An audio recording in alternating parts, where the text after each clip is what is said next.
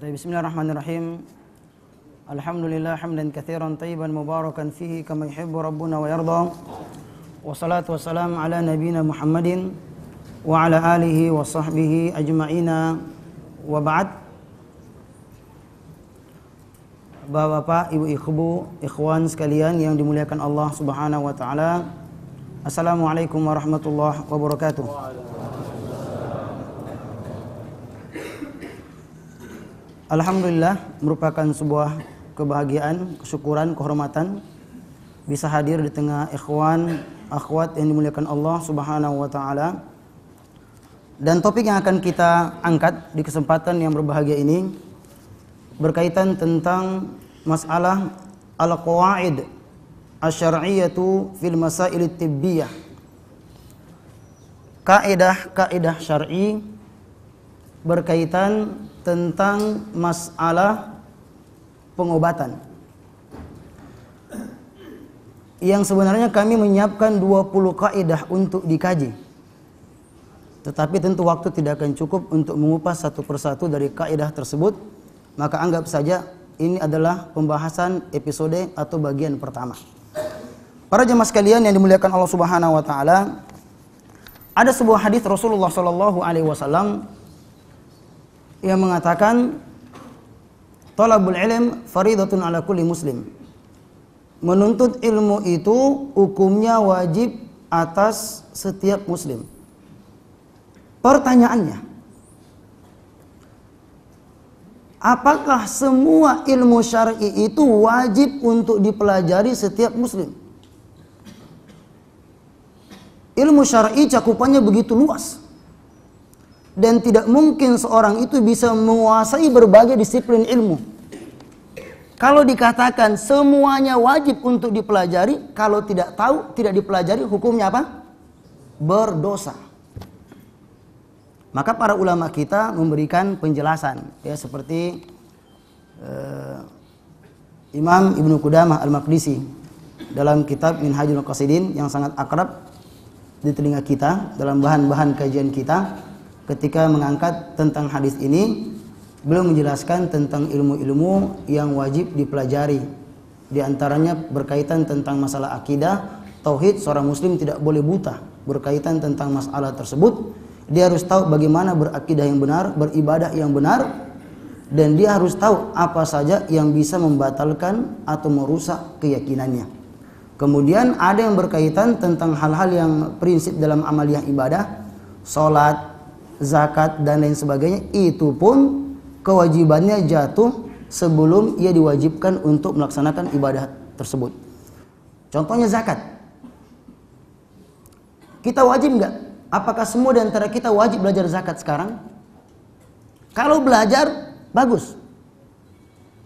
Tapi kalau seorang itu memang dia termasuk orang yang sudah diwajibkan atasnya zakat, maka dia harus mengerti berkaitan tentang persoalan zakat. Haji juga seperti itu. Sekarang sebagian besar di antara kita tidak wajib belajar haji.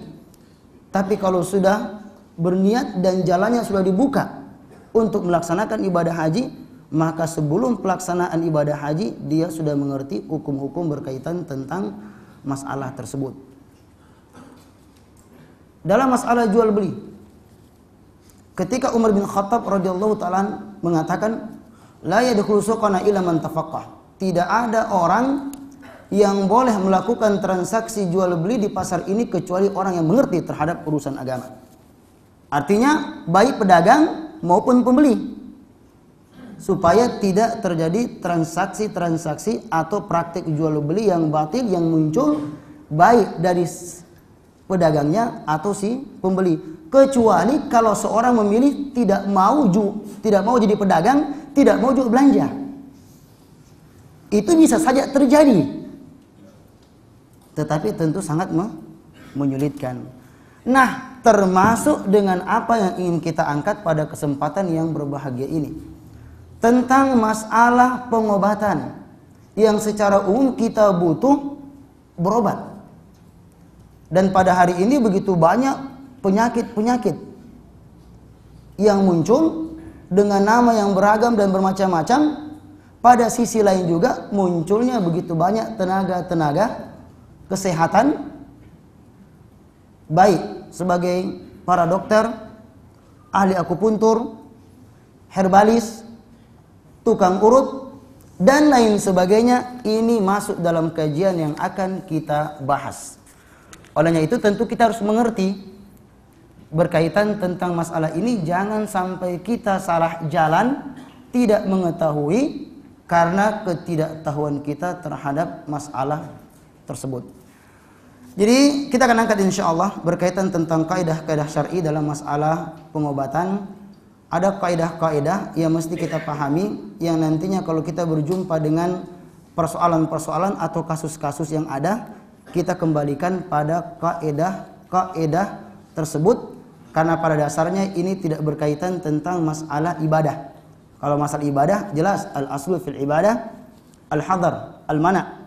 Tidak boleh kita mengerjakan ibadah kecuali ada dasar dan pijakannya. Tapi berkaitan selain itu, maka pada dasarnya hukumnya adalah boleh. Cuma pertanyaannya sejauh mana kita mengetahui kebolehan dan juga batas-batasnya. Jadi para jamaah sekalian, Allah Subhanahu wa taala, kita sebutkan saja. Yang pertama adalah al-aslu fil manafi'i al-ibahah. Yang dimaksud dengan al-aslu di sini adalah sebuah kaidah yang dasar bahwasanya segala hal yang bisa memberikan manfaat bagi manusia asal hukumnya adalah boleh. Jadi makna secara global dari kaidah ini bahwasanya Allah Subhanahu wa taala yang memiliki rahmat yang begitu besar kepada hamba-hambanya telah membukakan pintu yang begitu luas untuk hamba-hambanya mengambil manfaat dari apa yang Allah Subhanahu wa taala ciptakan di permukaan bumi ini. Maka termasuk di sini tanah, air, pohon, kemudian juga sumber daya alam yang terdapat baik di bawah lautan atau di bawah perut bumi, maka semua pada dasarnya adalah boleh. Dan silahkan kita berimprovisasi, berupaya semaksimal mungkin untuk bagaimana mengambil manfaat dari apa yang diciptakan oleh Allah Subhanahu wa taala. Dari pohon kita bisa buat kapal. Kita bisa buat rumah. Perabotan rumah tangga. Semuanya itu hukumnya adalah boleh.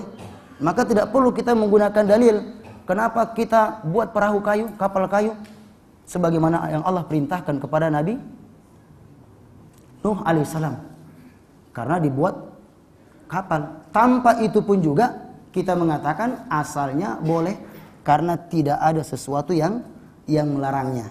Maka kalau kita terapkan dalam persoalan kesehatan yang menjadi terapan pertama, yaitu al-aslu fit tadawi al-jawaz. Asalnya pengobatan hukumnya adalah boleh.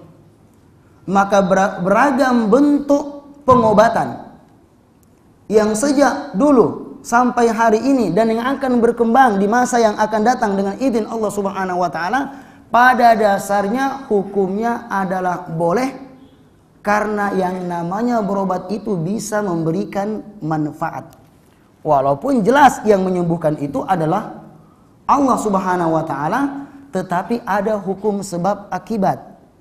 Berobat hukum sebab akibatnya adalah dhanni, tidak qat'i. Dalam arti tidak setiap orang yang berobat akan mendapatkan kesembuhan, karena kesembuhan itu datangnya dari Allah Subhanahu wa taala. Jadi asal berobat itu adalah boleh. Makanya dalam riwayat Ahmad ketika Nabi sallallahu alaihi wasallam ditanya, "Ana tadawa?" Apakah kita boleh berobat? Maka Nabi alaihi salatu wasallam mengatakan, "Tadawa, silakan kalian berobat. Fa innallaha lam yunzil da'an illa anzala ma'ahu shifa." Karena Allah tidak turunkan penyakit melainkan dengan penyakit itu juga Allah Subhanahu wa taala turunkan obatnya. Perlu kita bedakan obat dengan kesembuhan. Jadi kalau ada orang dia menggunakan obat yang banyak orang menyampaikan kepada ini obat untuk penyakit tertentu, ketika dia coba ternyata tidak mempan, bahasanya tidak ngaruh sedikit pun, maka tidak bisa membatalkan bahwasanya dia adalah bagian dari pengobatan, karena kesembuhan itu adalah hak mutlak Allah Subhanahu wa taala. Wa idza maridtu fahuwa yashfin, sebagaimana kata Ibrahim alaihissalam yang diabadikan dalam Al-Qur'an, kalau aku sakit maka yang menyembuhkan adalah Allah Subhanahu wa taala. Jadi pengobatan dengan menggunakan obat kimia, jamu-jamuan herbal baik dari tanaman ataupun juga dari hewan, dengan proses operasi atau pembedahan, mengambil daripada bagian yang dianggap buruk untuk dibuang dan lain sebagainya, pada asalnya hukumnya adalah boleh sampai terdapat dalil yang melarangnya. Dan termasuk dalam kaidah ini boleh berobat dengan berbagai macam obat yang ada di permukaan bumi. Ini mirip dengan yang pertama, asal dalam berobat adalah boleh, cuma ini lebih khusus mengatakan seluruh obat yang ada di permukaan bumi pada dasarnya hukumnya adalah boleh, kecuali kalau ada dalil yang melarangnya. Makanya mengatakan tadawu wala tatadawu biharam. Silahkan kalian berobat, tapi ingat, jangan berobat dengan sesuatu yang diharamkan. Walaupun memang pengobatan itu terkadang sebabnya ada yang syar'i, ada yang hisi. Ya syar'i seperti habatus soda, madu, minyak zaitun. Maka kalau ada orang pakai kunyit, lagi sakit apa? Lagi sakit mah. Kemudian kita pakai apa berobat? Pakai kunyit. Ada yang sampaikan sama saya, ini obat sangat baik kalau dipakai untuk mengobati penyakit mah. Oh, tidak boleh itu, tidak syar'i. Tidak benar itu. Saya kalau sakit habatus soda. Habatus soda dawa min kulli da. Nasnya jelas.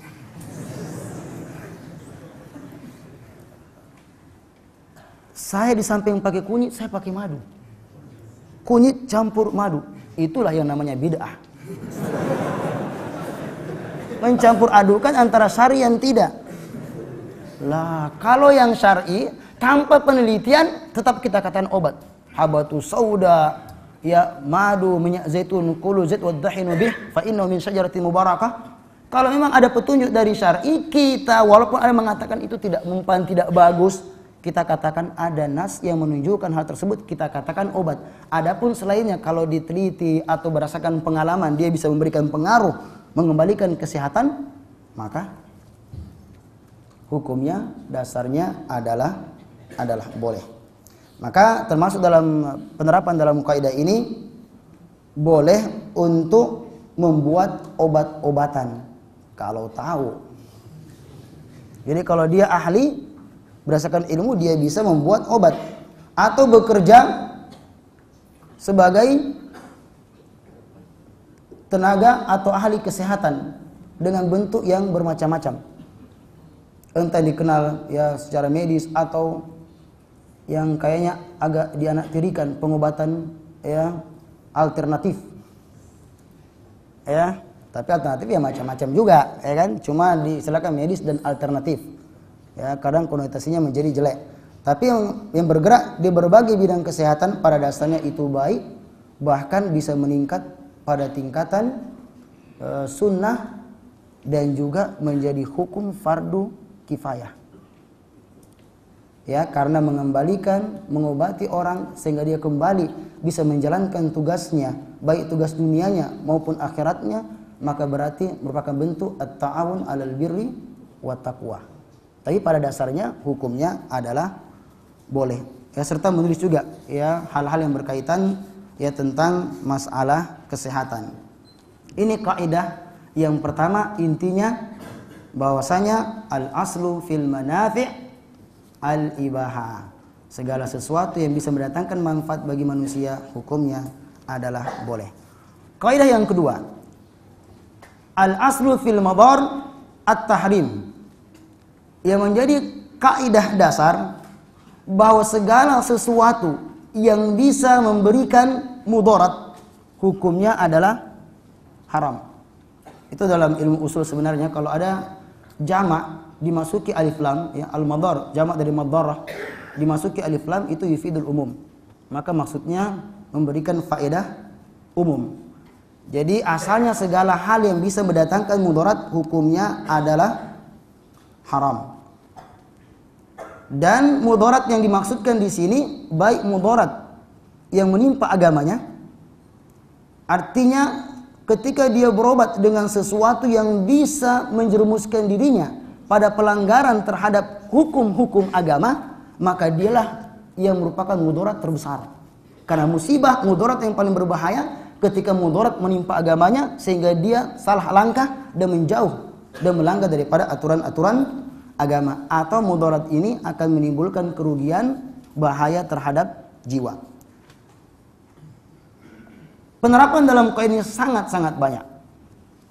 Di antaranya di sini kita katakan tidak boleh berobat dengan obat-obat yang haram seperti khamar.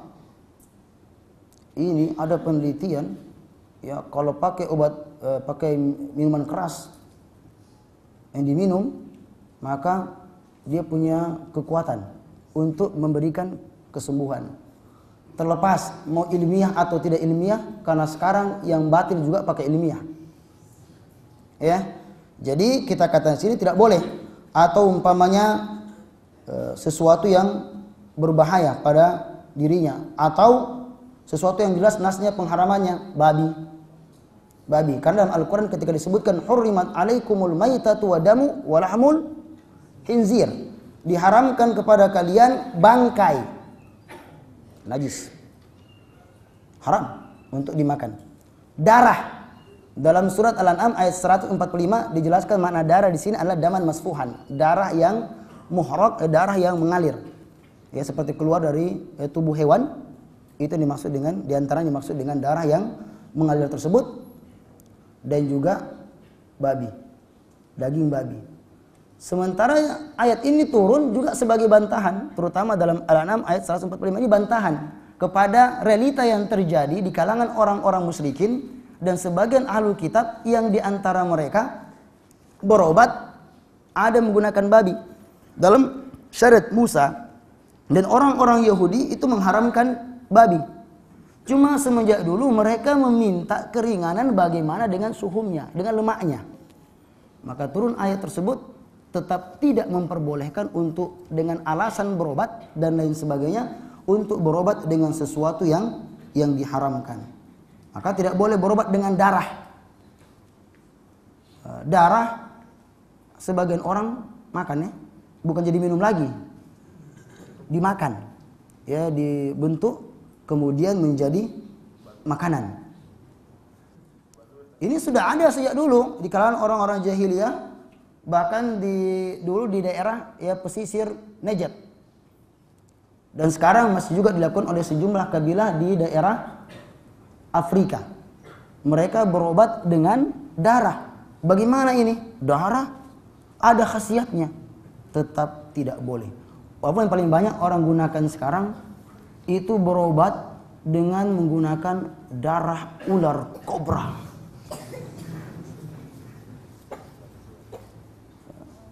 Di Jakarta, saya ingin sebutkan tempatnya secara khusus, saya khawatir antum mencarinya.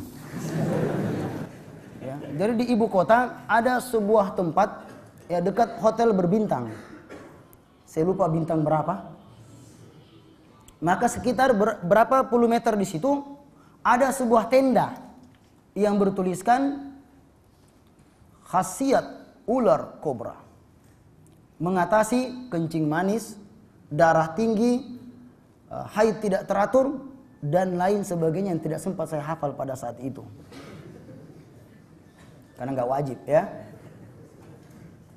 Dan di situ ada ember-ember, ada ular yang sudah dikuliti, ember yang lainnya ada darah yang merah kehitam-hitaman yang harganya dipatok 50.000 per gelas. Itu dicampur dengan sake dan juga madu. Ada madunya, tahu? Untuk menghilangkan amisnya sebenarnya. Intinya ularnya. Dengan harga yang seperti itu, walaupun ujung-ujungnya sebenarnya, ya, untuk meningkatkan libido kaum laki-laki. Makanya di India pun seperti itu, rame-rame orang menangkarkan ular yang memiliki bisa tinggi karena diyakini darahnya itu memiliki khasiat yang luar biasa. Saya membaca penelitian dari sejumlah pakar kesehatan yang kedokteran menyebutkan juga tentang khasiat ular. Rata-rata khasiat darahnya. Di sejumlah situs herbal juga ada khasiat dari darah, terutama darah ular kobra dengan empedunya. Bagaimana penyikapan kita? Kita mengatakan tidak boleh. Tidak boleh. Ya, supaya antum jelas, tidak boleh. Haram. Karena Allah itu mengharamkan sesuatu yang buruk, khaba'ith. Ya mungkin saja ada diteliti baiknya, tapi mungkin kita tidak tahu ada hal-hal yang buruk ya selain daripada itu. Kita tidak mengingkari adanya kajian yang mengatakan seperti itu, darah ular kobra luar biasa, mengobati ini dan itu. Tetapi Nabi melarang kita untuk berobat dengan semua. Apalagi ayatnya berbicara tentang orang-orang yang mereka diantara makan dan berobat dengan menggunakan darah. Tinggalkan yang haram, ambil yang halal. Tanyakan kepada ahlinya, apakah ada obat yang lain, ya, yang membantu kaum laki-laki? Jawabannya tentu banyak. Ini dan itu, dan kalau perlu kita pakai inisial HJ. Iya. Apa hukumnya? Halal. Halal hukumnya. Kenapa kita orang membanggakan pakai ya ular, pakai khasiat dari darah ular kobra? Maka di sini kita katakan penyikapan kita bagaimana? Diteliti. Kita katakan tidak boleh. Ya, termasuk di sini juga yang secara zat kita katakan haram, tidak boleh berobat dengan sesuatu yang dilarang untuk dibunuh atau diperintahkan untuk dibunuh. Sesuatu atau hewan yang dilarang untuk dibunuh maka tidak boleh dimakan, sekaligus tidak bisa dijadikan sebagai obat. Apa yang dilarang? Ya seperti dalam berbagai hadis ada semut, ada lebah, ada burung hudhud, ada burung surat. Mungkin ikhwan tahu, saya nggak tahu apa nama surat ini. Saya kurang hafal nama banyak burung. Gambarnya saya perhatikan sejelas-jelasnya. Saya perbesar, tapi sampai sekarang saya belum tahu burung apa namanya. Yang jelas semacam burung. Yang saya tahu gambarnya tapi nggak tahu namanya. Termasuk juga seperti katak, kodok, sama ji. Ya kodok, katak atau kelelawar, kalong, ada istilahnya orang Makassar yang sampai sekarang saya susah sebutkan. Itu termasuk yang dilarang. Kan untuk obat kita berikan dalil, mudah-mudahan kita bisa menerimanya secara baik. Diriwayatkan oleh Imam Ahmad bahwasanya anna tabiban sa'ala Rasulullah sallallahu alaihi wasallam. Ini dalam hadis Utsman bin Abdurrahman atau Abdurrahman bin Utsman. Ketika ada seorang tabib sa'ala Rasulullah sallallahu alaihi wasallam fi difda. Bertanya kepada Nabi sallallahu alaihi wasallam tentang kodok. Karena dia mengatakan la taqtul dafadi. Ada penjelasan tentang larangan untuk membunuh kodok. Maka ia bertanya kepada Nabi sallallahu alaihi wasallam tentang sejumlah obat. Ada sejumlah pengobatan, salah satu di antaranya dokter tersebut atau tabib ahli pengobatan bertanya kepada Nabi sallallahu alaihi wasallam tentang obat yang di antaranya adalah kodok. Yaj'aluha fi dawa. Kodok atau katak yang dimaksudkan untuk dijadikan sebagai obat. Fanaha Rasulullah sallallahu alaihi wasallam an qatlihi. Maka Nabi sallallahu alaihi wasallam melarang untuk membunuh kodok tersebut. Yang bertanya seorang sahabat. Maka dia tidak ingin melanggar, maka dia tanya sama Nabi, bagaimana kalau kodok jadikan obat, bermanfaat enggak obat? Tetapi sayang sekali, walaupun dia mengatakan bermanfaat, berkhasiat, tetapi Nabi tetap melarangnya. Jadi tidak boleh ya kita menggunakan kodok. Jadi kita berobat dengan kodok. Hukumnya adalah haram. Termasuk tadi kita sebutkan khufas, kalong, kelelawar. Ada mengatakan ini empudunya bagus, bisa jadikan sebagai obat asma. Kita tidak ingkari kalau memang dia berbicara jujur atau memang betul kajiannya seperti itu, nggak ada masalah. Tetapi tetap saja tidak boleh.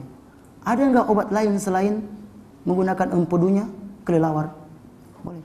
Karena konsekuensinya kalau kita berobat dengannya, maka kita terjerumus pada pelanggaran, yaitu membunuh hewan tersebut. Juga yang diperintahkan untuk dibunuh. Ya, disebutkan dalam hadis, khamsu fawasik yuqtalna fil haram. Ada lima jenis hewan yang dianggap fawasik, ya, mustahbasat, dianggap sesuatu yang buruk. Itu bahkan di tanah haram saya dibunuh. Karena asalnya kalau di haram tidak boleh kita membunuh hewan-hewan. Tetapi walaupun di tanah haram tetap saja dianjurkan untuk dibunuh. Apalagi di tempat yang lainnya. Di antara kita padukan dengan dalil-dalil yang ada. Contohnya tikus. Tidak boleh berobat dengan tikus. Ya, ular tadi sudah kita sebutkan, ya. Karena uqtulul hayat. Uqtulul hayat. Khamsuna fawasik dalam riwayat dikatakan al-hayat. Termasuk di antaranya ular. Ular. Ada mungkin bertanya, itu yang dimaksudkan itu uqtul aswadain. Bunuhlah dua yang hitam, yaitu kalajengking warna hitam dan ular yang berwarna hitam. Kita bisa maklumi, ya, keterbatasannya terhadap memahami nas. Ya, tapi tidak boleh karena ini bukan am khos. Kalau am dan khos membawa lafaz yang bersifat umum ke khusus, itu syaratnya ada secara zahir ada kontradiktifnya. Ini tidak ada. Maksudnya bahwasanya segala ular maka, ya, itu hukumnya dianjurkan untuk dibunuh. Dianjurkan. Perintah maksud ini adalah ada anjuran kalau membunuh maka itu diperbolehkan. Kalajengking, kemudian hudia jenis burung juga. Ini paling sulit juga. Burung bahasa saya nggak tahu, apalagi burung bahasa Arab. Ya, Ustaz, hudia kita tahu, Ustaz? Ikhwan? Iya. Saya coba mencari, ya belum ada yang kasih tahu. Yang jelas ekor burung, gambarnya ada, bentuknya ada, cuma namanya tidak ada yang tahu. Ya, hudia. Dalam hadis tersebut disebutkan khams minal fawasik, di antaranya dari hudia tersebut. Kemudian ada gurab, ya, burung gagak, atau juga yang diperintahkan dibunuh seperti wazak. Wazak itu memang kalau terjemahan kadang-kadang kita terjemah dengan realita yang ada, fakta yang ada. Itu kadang menerjemahkan dengan yang biasa merayap di dinding, cicak atau cecak, tidak tahu mana yang KBI-nya pas, ya, Kamus Besar Bahasa Indonesia yang pas di situ. Jadi muncul banyak pertanyaan. Berapa tahun yang lalu atau setahun lebih ada SMS yang masuk. Ternyata masuk juga di ikhwah asatidah yang lainnya. Ustadz, bagaimana hukumnya jual tokek? Masuk, Ustadz, ya? Masuk. Kan dalam hari Ibnu Abbas jelas. Ya, terserah mau AIDS obat apa. Ya, innallaha idza harrama ala ummatihi, kalau Allah Subhanahu wa taala mengharamkan pada umatnya akla syai' untuk makan sesuatu, harrama thamana. Diharamkan juga praktik jual belinya. Katanya untuk mengobati penyakit AIDS. Dan ternyata emangnya berapa dikasih? Lumayan, Ustadz, lebih 1 juta. Ya, tergantung kualitasnya. Ternyata sekarang senyap sekali. Ketika sampai di sana, menurut informasi, bukan itu yang kita maksudkan. Ya, sampai di Singapura, sampai di Hong Kong ditolak. Yang kita mau itu yang bentuknya ekornya katanya lurus. Orang Makassar bilang, ya, marah-marah. Emangnya gampang itu cari. Sudah dicari, dibunuh lagi, dibawakan ke sana. Nggak tahu syaratnya harus hidup-hidup atau biar sudah mati. Akhirnya bagaimana? Tidak diperbolehkan. Nah, pembahasan ini tentu panjang kalau kita menyebutkan dalilnya satu persatu tentang larangan. Tapi kita, ya, kalau intokek atau tokek sebenarnya kalau kita cicak termasuk bagiannya. Walaupun wazak itu punya jenis bermacam-macam, bahkan ada kalau tinggal di rumah-rumah Arab yang lama itu ada sampai beracun. dengan berbagai jenisnya, maka itu tidak diperbolehkan. Ya, memang ada riwayat ya dari Abdullah bin Amr bin As ya tentang ilahnya, alasannya kenapa sampai dia itu diperintahkan untuk dibunuh. Ya, terlepas daripada sahih tidaknya, ya kita katakan bahwasanya dia tetap. Ya, karena ada riwayat yang diperselisihkan bahwasanya dia itu yang membantu ya untuk meniupkan ya ketika terjadi pembakaran di Baitul Maqdis. Ya, Maqdis. Nah, tapi ada riwayat lain yang agak sedikit lebih bermasalah, tapi sebagian juga menggunakan waktu saya mengkaji secara kajian hadis berkaitan tentang masalah tersebut, bahwasanya karena dia meniup api yang membesarkan daripada kobaran api bagi Nabi Ibrahim alaihissalam. Walaupun dalam Al-Quran secara zahirnya dikatakan ubnu lahu bunyanan tsumma alqu finnar. Memang orang-orang musyrikin yang bilang buatkan bangunan dari api dan lemparkanlah dia ke dalamnya. Ya, sampai kadang muncul pertanyaan kenapa yang salah ya tokek di Babil ya dibunuh di sini. Apapun alasannya sahih atau tidak, ya saya nggak sempat saya tawakuf dalam masalah ini. Sebutkan sejumlah ulama, saya cuma dengarkan dalam bentuk ya muhadarah mereka, ya tapi saya tidak bisa ya kecuali meneliti terlebih dahulu tentang hal tersebut. Tapi secara prinsip bahwasanya dia adalah hewan yang diperintahkan untuk dibunuh. Artinya jangan antum coba-coba jadikan sebagai obat.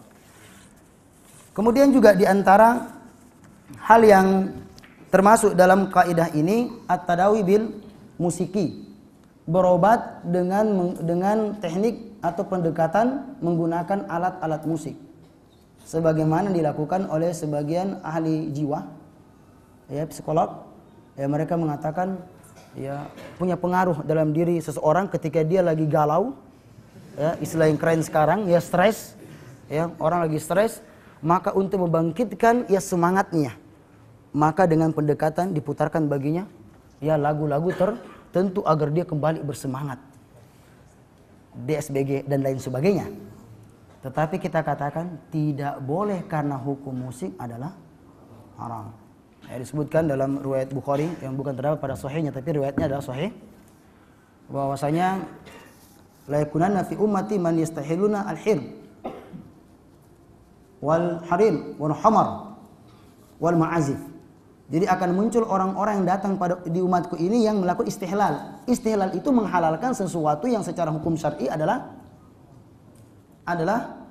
haram. Haram hukumnya tapi mau dihalalkan. Ya, di antara disebutkan Nabi ya, khamar haram mau dihalalkan. Ya, minuman pembangkit jiwa dan sebagainya. Minuman anak muda, orang tua juga banyak minum, ya, maksudnya agar tua kembali muda, ya maksudnya. Kemudian juga ya menggunakan sutra bagi laki-laki, hir artinya perzinahan, artinya kemaluan perempuan, tapi maksudkan di sini adalah melakukan praktek-praktek perzinaan dan melakukan dan alat-alat musik. Maka kita katakan tidak boleh, walaupun ada di kalangan ya di dunia barat yang mereka menggunakannya dan diikuti juga oleh dokter-dokter muslim yang tidak punya pemahaman baik ya terhadap ya ilmu agama.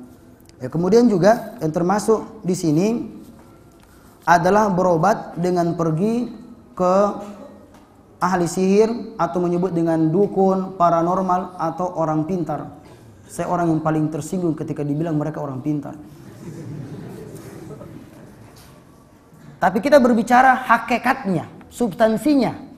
Karena sekarang persoalan kita ada yang namanya modernisasi perdukunan dan islamisasi perdukunan.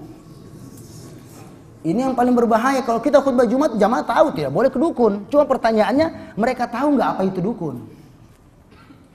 Tapi kita katakan kalau kita tahu bahwasanya tidak boleh berobat dengan dengan mendatangi para dukun. Ada sekarang lagi terangkat di permukaan ya berkaitan tentang masalah secara khusus mau digodok rancangan undang-undang berkaitan tentang masalah santet. Bahkan ada yang ingin untuk melakukan studi banding ke Eropa.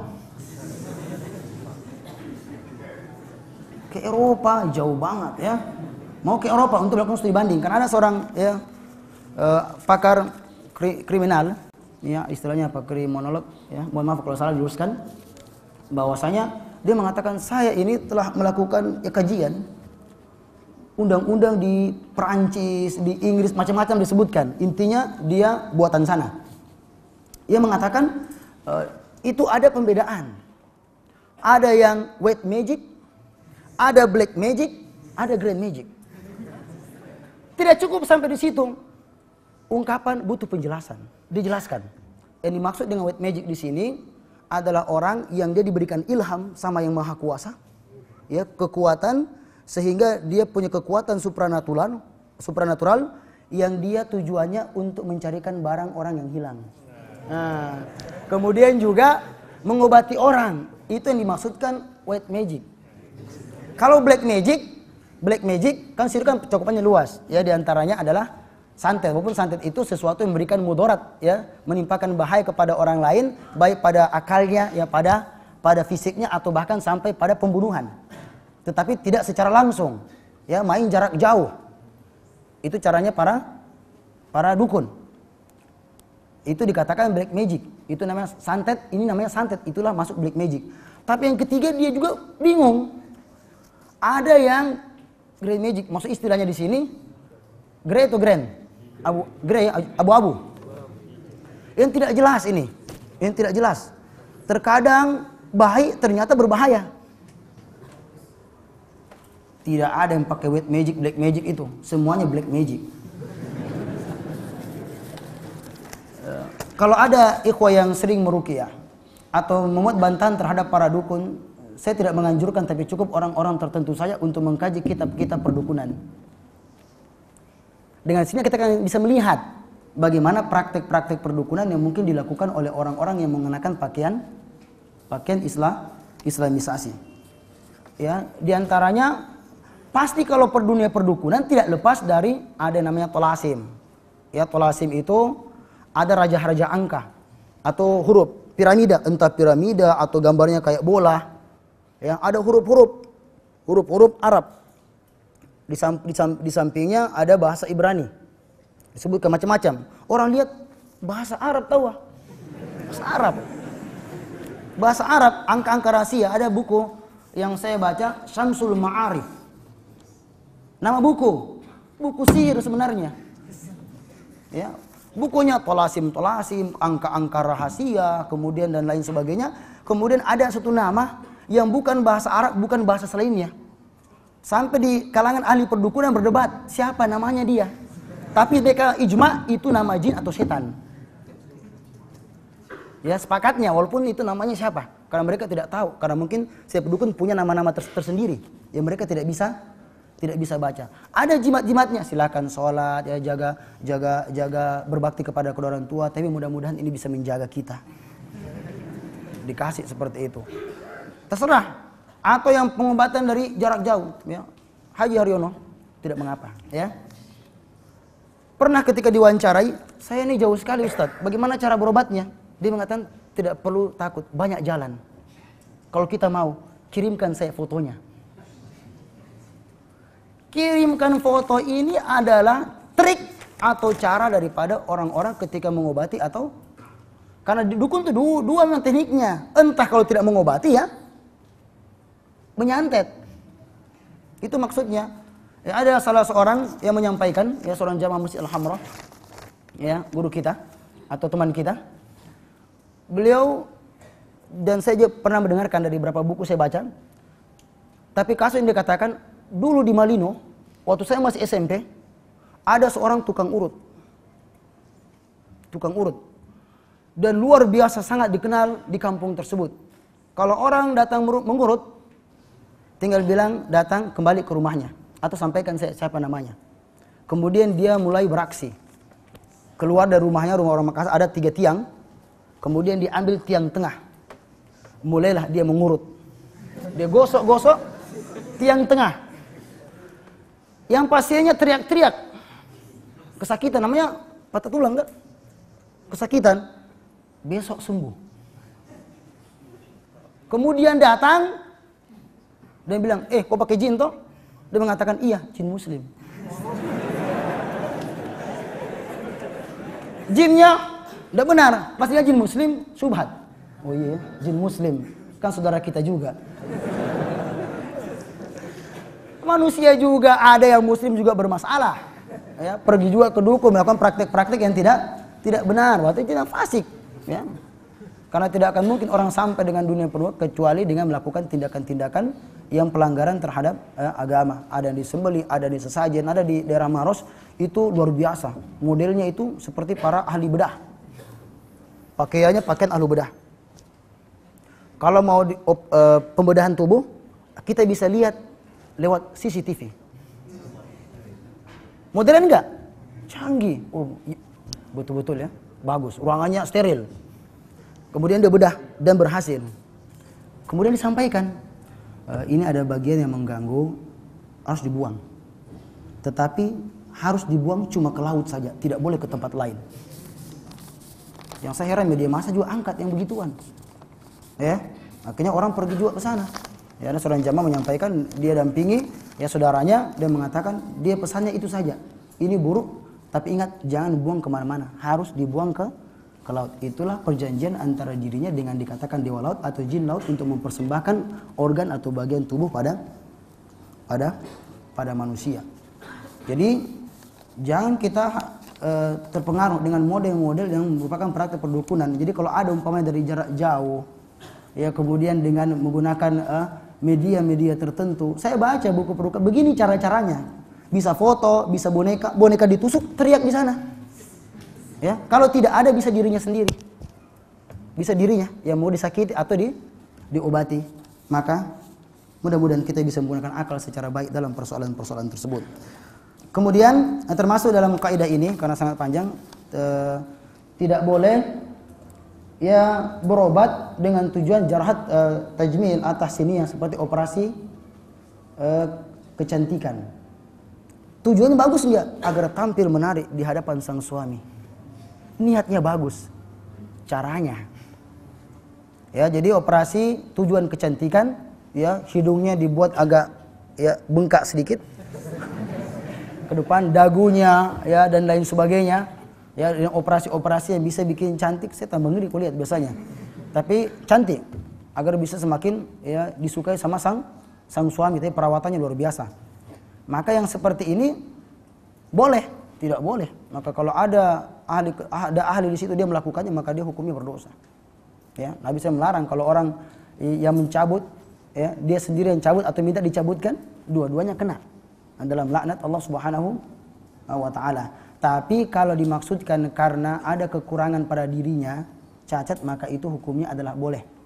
Ada seorang sahabat nama Arjafah itu pada hari kilap ya, itu hidungnya terpotong. Kemudian Nabi mengizinkan baginya untuk meletakkan emas. Bahkan emas. Karena emas itu dalam keadaan kondisi darurat juga dan diizinkan karena dia tidak rusak. Tidak bau. Ya, kalau emas kan tidak bau, tidak akan rusak, maka diizinkan oleh Nabi sallallahu alaihi wasallam di situ. Maka kalau ada orang kayak putus tangannya setelah amputasi, maka dia boleh dengan menggunakan alat bantu. Tapi kalau sudah ada ya, kemudian dia ingin merubah-rubah, itulah ciptaan Allah. Syukuri apa yang ada. Ya, yang penting bagaimana digunakan ya untuk kebaikan. Ada kaidah ketiga yang disebutkan secara ya ringkas saja saya terapkan adalah darar wal dirar. Arti darar memberikan bahaya, dirar itu artinya muqabalatu darar bidarar. Jadi kemudaratan dibalas lagi dengan kemudaratan. Maka kita dilarang untuk pergi ke tukang sihir atau memberikan obat yang salah. Atau laki-laki mengobati perempuan ya secara bebasnya tanpa darurat dan ada kebutuhan yang sangat jelas. Maka tidak boleh laki-laki karena mudaratnya apa? Mudaratnya akan tersingkap asalnya itu mudaratnya akan tersingkap aurat yang mesti untuk dia jaga. Maka tidak boleh sekedar mau dipijit langsung dia pergi. Ada jamaah mengatakan, "Saya sudah datangi 5 tukang urut. Tidak berhasil." Ada tunjukkan, ada itu Nyai Intan itu bagus. Sampai ke sana, coba Ustaz, sudah baik. Rambutnya sudah putih semua, tidak ada syahwat. Ya, kita nggak ada syahwat, siapa tahu dia. Tidak ada, tidak boleh hukumnya kecuali memang kalau cuma tunggu banyak laki-laki, ya banyak laki-laki. Kecuali pada hal-hal yang tertentu itu akan masuk nanti pada pembahasan tentang bahwasanya ad-darurat tuqaddar bi qadariha, termasuk kaidahnya darurat itu ya akan dikondisikan sesuai dengan hajatnya saja. Artinya kalau memang kakinya yang perlu dipegang, tidak boleh minta lebih betisnya juga. Ya. Kalau kita bermasalah kalau mau operasi, pakainya sudah itu, ada yang diikat di belakang, yang kayak tali-tali itu. Padahal yang mau diobati cuma matanya, Ji. Ada bagian tertentu itu saja yang tersingkap. Kalau seandainya pada kondisi tertentu, jangan ya pakai paket untuk buka aurat. Ya, sudah itu sebenarnya sedikit saja, dia yang lainnya. Maka itu akan masuk pada pembahasan tertentu. Tapi ini di keadaan ini nggak boleh ke dukun.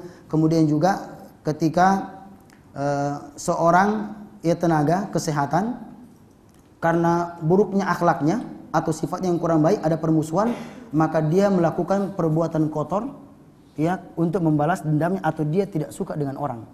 Banyak kasus orang-orang yang multazim terhadap agama ketika diobati oleh orang tertentu berbahaya. Ada salah seorang ikhwah ya, sekarang ya mudir di suatu tempat, ya, dia mengatakan bahwasanya kita ini teman-teman kita ya ada sedikit pengaruh, dibilang amputasi saja. Padahal cuma sedikit, amputasi. Ada bahkan dia mengatakan, saya Ustadz, seandainya saya itu kuat, ku beginikan itu. Saya tidak pakai obat bius, langsung ditarik. Ada Ustadz saya bisa melanggar agama. Apalagi mereka, Ji. Ya kan? Kembali kepada akhlak dan diri masing-masing. Sebagai contoh, ada informasi yang pernah kita dengar, ada di televisi apa on the spot dan sebagainya, praktek-praktek yang merugikan pasien. Jadi ada seorang laki-laki yang dikatakan kalau orang Hanif kan ada hubungan yang nggak bagus, dia bilang kekasih lah istilahnya. Maka ia mengatakan dia cemburu sama kekasih tersebut karena dikatakan tergoda dengan orang yang lain, entah orang ketiga atau orang keempat dan sebagainya. Maka dia seorang dokter gigi. Tiba-tiba karena sakit gigi, maka kemudian datang kepadanya. Lumayan lah kalau makin dekat kan makin bagus. Mungkin harganya bisa lebih murah atau gratis dan sebagainya. Maka ketika dia mengeluhkan giginya mau dicabut, kayaknya mau dicabut, silakan duduk. Jadi dia suntik langsung tertidur lelap. Maka dalam kondisi yang seperti itu, maka dia mengungkapkan isi hatinya dalam bentuk perbuatan. Dia mulai mencabut satu persatu giginya sampai semua dicabut. Dari dunia suat itu. Dicabut semuanya. Kemudian ditutup, Anda terkena penyakit ini. Nggak percaya, dia pergi ke dokter ahli, kemudian diangkat kasusnya di meja hijau, dicabut izinnya, dan juga kena denda dan masuk ke dalam penjara. Ada. Ya, cuma pembuktiannya itu yang sulit. Ya, kalau pengacara suka berantem, makanya bermasalah. Ya, termasuk yang sekarang Ikatan Forum Komunikasi Paranormal. Ini juga ada kontroversi, satu mendukung ini karena tergantung. Ya, kalau ini luar biasa, ya mereka kompak yang saling menutupi kesalahan satu dengan yang lainnya. Makanya sebaiknya ya dihindari. Kemudian juga seperti yang melakukan pembedahan yang tidak perlu, karena ada kaidahnya itu kalau ada hal yang memungkinkan dan itu lebih murah dan lebih baik, maka itu dipilih. Maka kembali kepada hatinya orang. Kalau ini sebenarnya risikonya tidak berbahaya, tapi kalau ini lebih berisiko tetapi pemasukannya lebih besar. Bisa. Makanya ada seorang pasien yang dia dihukum, kenapa tidak bisa anaknya? Operasi saja. Tanya yang lainnya bisa, cuma setelah kalau masuknya nggak mau lagi. Tapi kalau dalam tataran sembunyi-sembunyi mengungkapkan analisa. Tapi kalau dalam tataran umum di permukaan ya tidak boleh sampaikan. Jadi selalu sudah biar nanti kalau memang butuh sama saya. Kemudian diobati cuma sedikit, dipegang-pegang sedikit saja, ya diurut-urut sedikit, langsung bisa buang air. Padahal apa masalahnya kalau dipotong ususnya? Potong ususnya, dia tidak bisa lagi lari-lari. Lama-lama anak kecil 4 tahun masa dilarang lari-lari. Maka nanti ada kaidah yang berkaitan tentang masalah itu, bagaimana pengobatan yang bisa lebih risikonya lebih rendah dan juga bisa lebih baik. Maka Nabi mengatakan akhir dawa kai. Kalau mau pakai obat terakhirnya kalau tidak ada, pakai itu kai. Tapi langsung jangan kai karena kai sakit. Maka kalau ada pengobatan yang lebih mudah, lebih tidak menyakitkan dan sama juga manjurnya, maka ambil. Itu nanti pada kaidah tertentu.